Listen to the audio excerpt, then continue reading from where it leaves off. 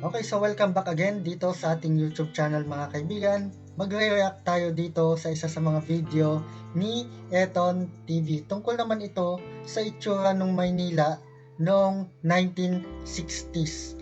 Okay, kung hindi ka pa pinapanganak sa mga panahon na yon, ay makikita mo ang itsura ng Maynila sa mga panahon noong 1960s. Okay, so bago tayo magsimula mga kaibigan, ay please inaanyayahan ko po kayo na mag-subscribe kay Eton TV. Suportahan natin yung mga maliliit na content creator. Okay? So kung wala na tayong hinihintay pa, ay simulan na natin itong video na ito.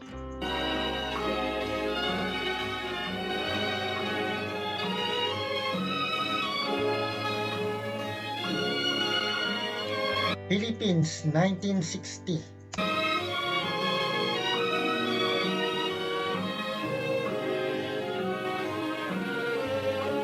Manila, a new world in what was Grabe yung Maynila noon, no? Ganyan pa yung itsura noon.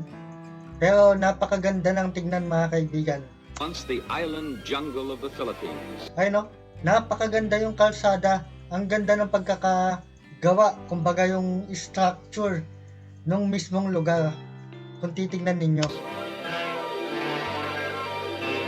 Named for King Philip of Spain in 1521, the new republic has 24 Grabe oh, ang linis mga kaibigan. million people, 2.5 million in Manila. Mostly Christian, they are fun-loving, optimistic, Marami na loyal, din pala mga sasakyan, no? and socially gracious. The destruction of Manila in World War II led to a far greater city. Now the bustling metropolis hums with the vibrating tempo of progress. One reason, some visitors say, is the oriental melting pot here, the mixing of ingenuity and ambition. Grabe yung itsura ng taxi mga kaibigan, no? Hindi ko na naabutan yan eh. Batang 90s ako mga kaibigan, batang 90s. Yung jeep mga kaibigan, no, ang iiksi. Hindi gaya ng jeep ngayon mga kaibigan, pahabaan na para maraming pasahero ang makasakay. There's an example of real enterprise. Filipinos with aspirations to get somewhere turned their war surplus jeeps into what they call jeepneys. So Ay no, ang iksi mga kaibigan, no, yung jeep. Parang tricycle lang. everybody can get somewhere.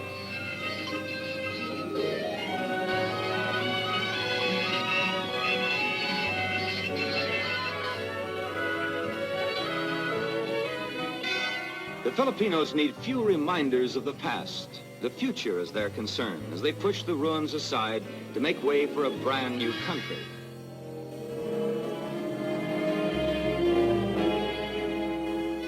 You're not here long before you believe in the miracle of Manila, for it was almost completely leveled by war. Today, it is a show window of democracy. 1960s mga kaibigan, yan yung panahon na katatapos lang ng ikalawang digmaang pandaigdig. Freedom is a hallowed tradition among the leaders of the Philippines.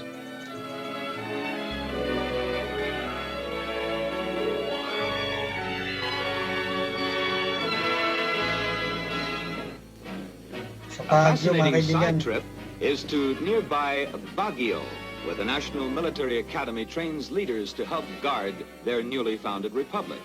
A territory of the United States for nearly 50 years, the Philippines Academy is fashioned after America's West Point.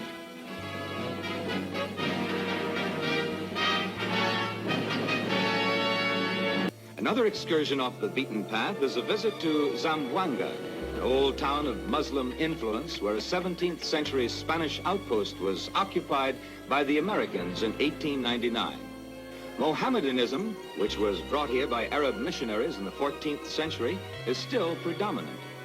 14th century mga kaibigan, so meron ng mga Muslim dyan sa may Zamboanga at sa ilang parte ng Mindanao.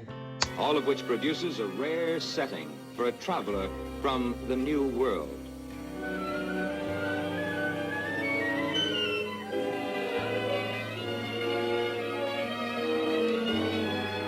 The scene at sea is also unique as they sail the gentle waters and bright-colored vintas. The Muslim people here are like other Filipinos. Theirs is a different culture.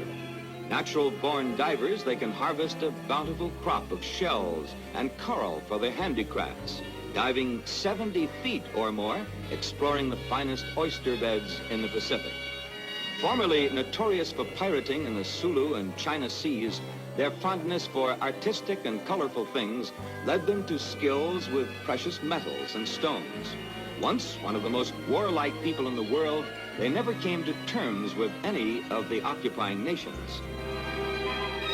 So bago tayo magpatuloy mga kaibigan ay muli, inaanyayahan ko kayo na mag-subscribe at i-click ang notification bell para maging updated naman kayo sa mga bagong video na ating inilalabas.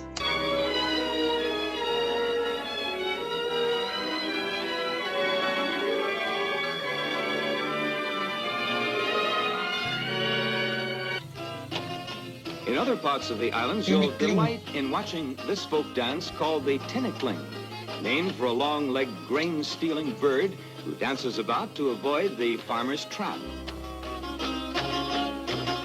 Hindi ko lang alam mga kaibigan kung yung Generation Z ay kabisado pa yung tinikling.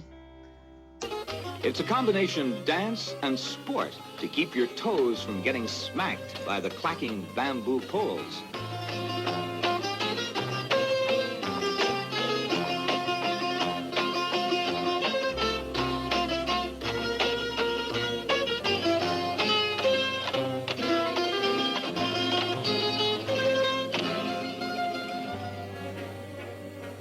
More footwork is observed in the native sport of sipa, which the youngsters are practicing, a wicker ball game left over from the old Spanish days.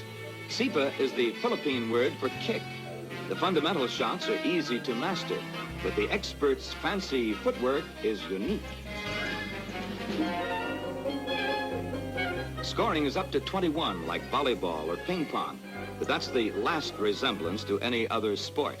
The champions have a wide repertoire of shots, front, inside, left or right, outside left or right, and the bottom kick that requires eyes in the back of the head.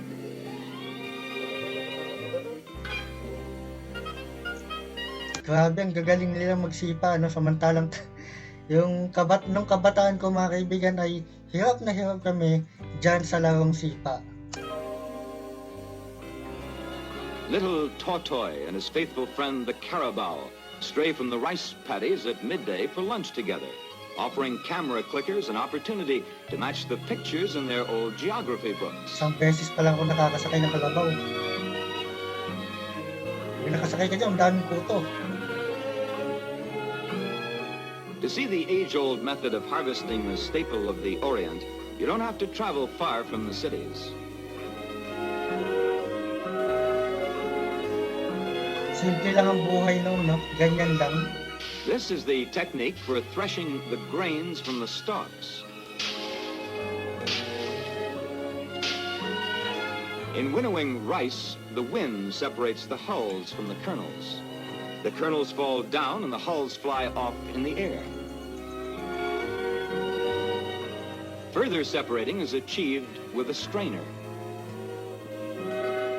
These picturesque terraces on the uplands of the islands took generations to build, and rice is still the chief crop.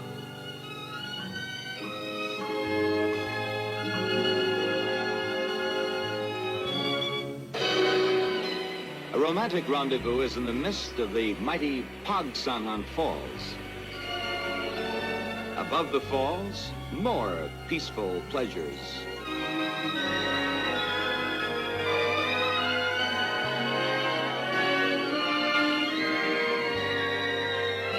Takot, baka may buhaya.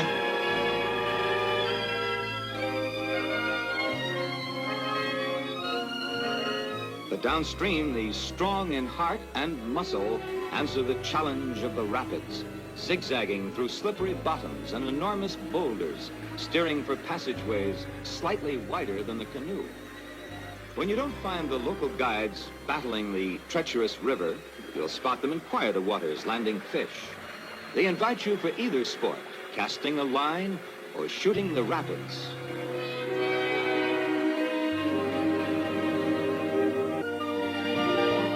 Typifying the country's progress are the modern hotels.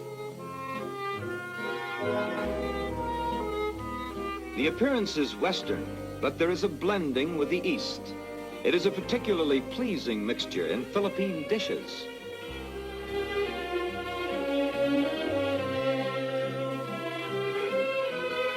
A familiar order might be adobo, a combination of chicken, pork, Adobo. and beef, and a heavy touch of garlic. Or sinigang, stewed lake fish of rare flavor. Or meat Yung pronunciation nung nagsasalita mga kaibigan, medyo hirap na hirap. with vegetables served with local rice and traditional hospitality.